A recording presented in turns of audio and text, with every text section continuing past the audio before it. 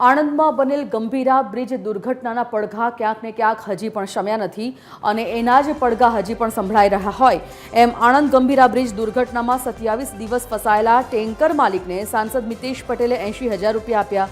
ટેન્કરના માલિકે સોશિયલ મીડિયાના માધ્યમથી ટેન્કરના લોનના હપ્તા ચાલતા હોવાની વાત બાદ આણંદના સાંસદ મિતેશ પટેલે ટેન્કરનો 1 મહિનાનો EMI ભરવા માટે રૂપિયા 80,000નો ચેક આપ્યો।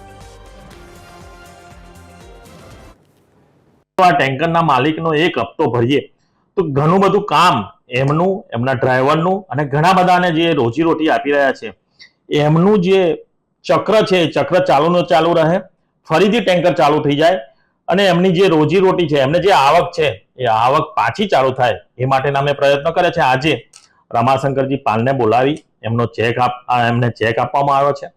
કાલે એમનો કોલ આવ્યો મારા ઉપર, તમે આવી જજો, હું આવું છે આજની દિવસ શું, એટલે હું સવારે તેંકલેશ્વરથી આવું। આજે સાંસદ સર મને જે 80,000 રૂપિયાનો ચેક આપું મારે એક હપ્તો કરીને, સાંસદ સરને ખૂબ ખૂબ આભાર અને જે જનહિતમાં કાર્ય કરે સાહેબ એનો ખૂબ ખૂબ આભાર, એટલે ખૂબ આભાર, મારો થોડોક રાહત મળી છે।